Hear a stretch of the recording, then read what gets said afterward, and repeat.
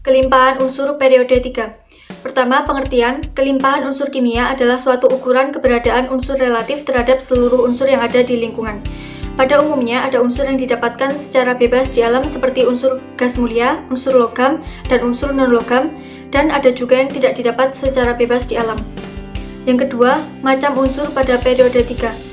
Unsur periode 3 terdiri dari natrium atau Na, magnesium atau Mg, aluminium atau Al, silikon atau Si, fosfor atau P, belerang atau S, klorin atau Cl, dan argon atau Ar. Yang ketiga, kelimpahan unsur periode 3. Pertama, natrium. Natrium merupakan unsur melimpah yang terdapat dalam sejumlah mineral seperti feldspar, sodalit, dan garam batu. Natrium merupakan elemen terbanyak keempat di bumi, terkandung sebanyak 2,6% di kerak bumi. Yang kedua, magnesium merupakan unsur paling melimpah ke-8 dalam kerak bumi dan ke-9 dalam alam semesta. Yang ketiga, aluminium merupakan unsur ketiga paling melimpah dan logam paling melimpah dalam kerak bumi. Yang keempat, silikon. Silikon merupakan unsur terbanyak kedua di bumi dan unsur umum dalam alam semesta. Silikon di kulit bumi terdapat dalam bentuk silikat dan silikon dioksida atau silika. Yang kelima, fosfor. Di alam, fosfor terdapat dalam dua bentuk, yaitu senyawa fosfat organik pada tumbuhan dan hewan, dan senyawa fosfat anorganik pada air dan tanah.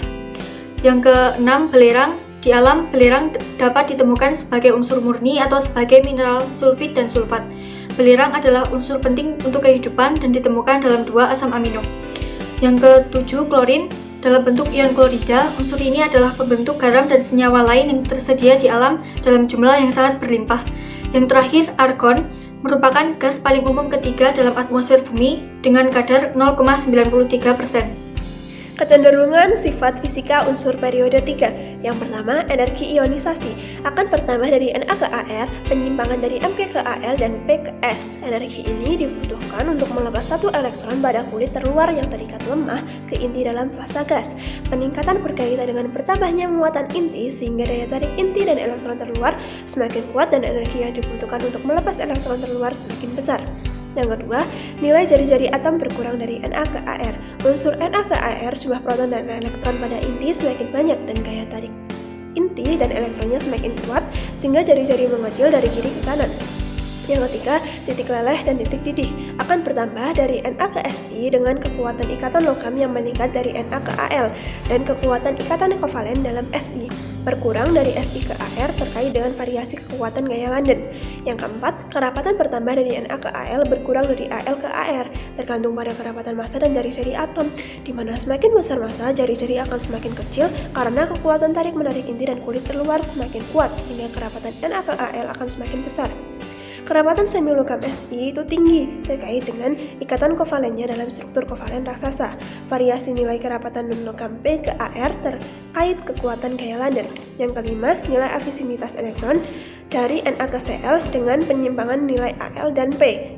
Nilai afinitas yaitu energi yang terlibat dalam pelepasan energi negatif, peningkatan berkaitan dengan muatan inti yang semakin positif, jari-jari mengecil, jadi gaya tarik-menarik inti dan elektron semakin kuat dan afinitas akan bertambah. Yang keenam, kemampuan daya hantar panas. Konduktor itu ada natrium, magnesium, dan aluminium, sedangkan isolator itu ada silikon, fosfor, sulfur, dan argon. Dari tabel di atas dapat dilihat bahwa natrium merupakan reduktor terkuat, sedangkan klorin merupakan oksidator terkuat. Meskipun natrium, magnesium, dan aluminium merupakan reduktor kuat, tapi kereaktifannya berkurang dari Na ke Al. Sedangkan silikon merupakan reduktor yang sangat lemah, jadi hanya dapat bereaksi dengan oksidator kuat, misalnya klorin dan oksigen. Di lain pihak, selain sebagai reduktor, fosfor juga merupakan oksidator lemah yang dapat mengoksidasi reduktor kuat, seperti logam aktif. Sedangkan belerang yang mempunyai daya reduksi lebih lemah daripada fosfor, ternyata mempunyai daya pengoksidasi lebih kuat daripada fosfor.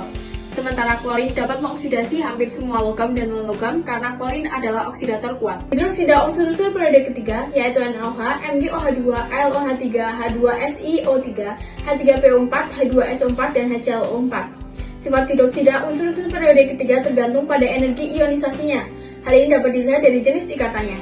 Jika ikatan M sampai OH bersifat ionik dan hidroksidanya bersifat basa karena akan melepas ion OH dalam air, maka energi ionisasinya rendah. Tetapi jika ikatan M sampai OH bersifat kovalen dan tidak lagi dapat melepas ion OH-, maka energi ionisasinya besar. Selain itu, NaOH tergolong basa kuat dan mudah larut dalam air. MgOH2 lebih lemah daripada NaOH tetapi masih termasuk basa kuat. Namun AlOH3 bersifat amofer, artinya dapat bersifat asam sekaligus basa. Ini berarti bila AlOH3 berada pada lingkungan basa kuat, maka akan bersifat sebagai asam. Sebaliknya jika berada pada lingkungan asam kuat, maka akan bersifat sebagai basa. Sedangkan H2SiO3 atau SiOH4 merupakan asam lemah dan tidak stabil, mudah terurai menjadi SiO2 dan H2O. Begitu pula dengan H3PO4 atau POH5 yang juga merupakan asam lemah. Sementara H2SO4 atau SO6 merupakan asam kuat, begitu juga HClO4 atau ClOH7 yang merupakan asam sangat kuat. Berikut adalah fungsi dari unsur-unsur periode ketiga dalam kehidupan sehari-hari. Yang pertama adalah natrium, digunakan dalam pembuatan ester, untuk membuat sabun, deterjen, dan kertas, digunakan untuk memurnikan logam kalium, rubidium, dan cesium, sebagai isi dari lampu kabut, dan juga sebagai pengawet, penyedap, atau pengembang kue.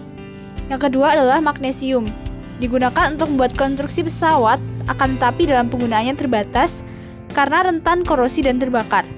Selanjutnya dibuat untuk membuat lampu kilat dalam fotografi, membuat paduan logam atau alloy, pemisah sulfur dari besi dan baja, dan digunakan sebagai katalis reaksi organik. Yang ketiga adalah aluminium, juga digunakan dalam konstruksi pesawat karena bahannya ringan, digunakan untuk alat masak sebagai termit, menghasilkan permata seperti sapir dan topas, dan juga digunakan dalam pewarnaan tekstil dan industri. Selanjutnya adalah silikon, digunakan dalam pembuatan kaca, bahan solar cell, bahan semikonduktor, dan bahan baku kalkulator, transistor, dan komputer. Yang kelima adalah fosfor, digunakan dalam pembuatan korek api dan pupuk superfosfat. Yang keenam adalah bahan pembuatan asam sulfat, yaitu sulfur, membuat korek api, dan pelapis layar televisi.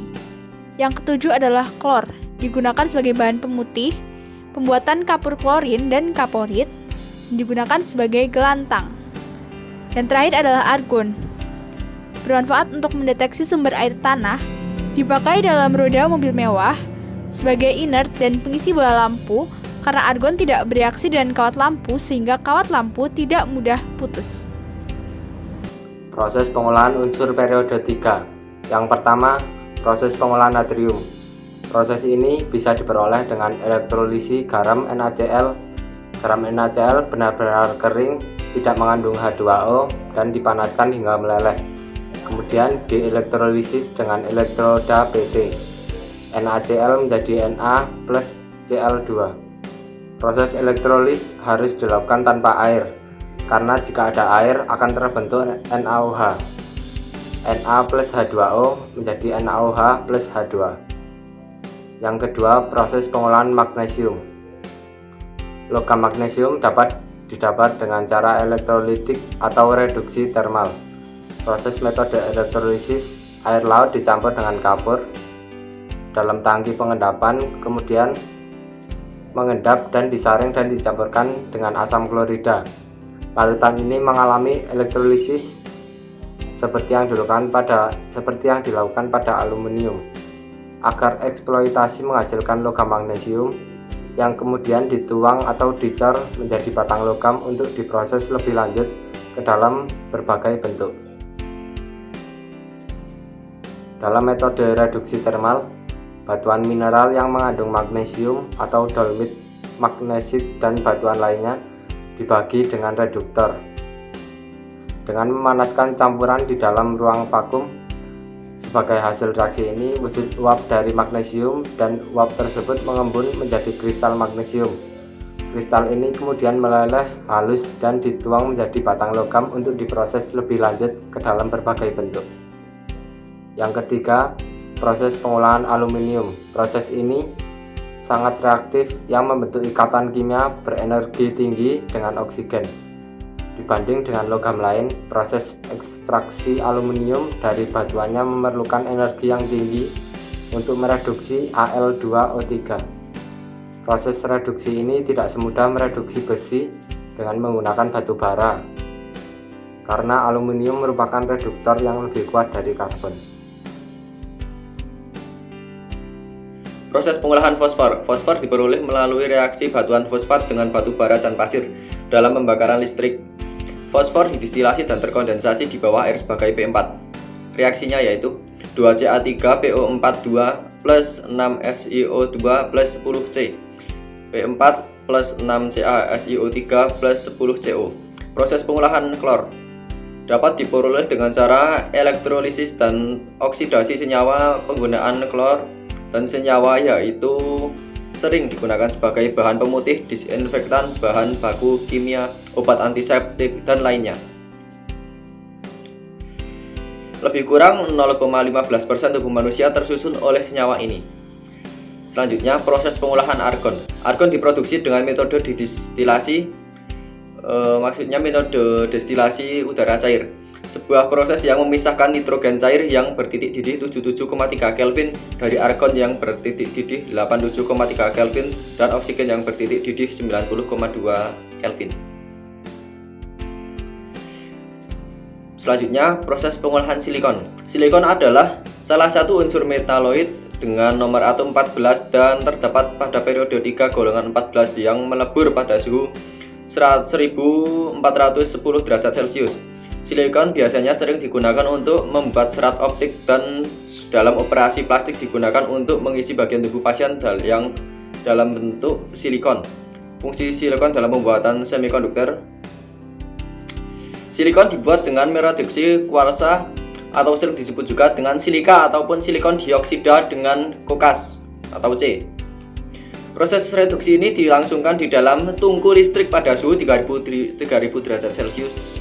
Itu sangat panas sekali.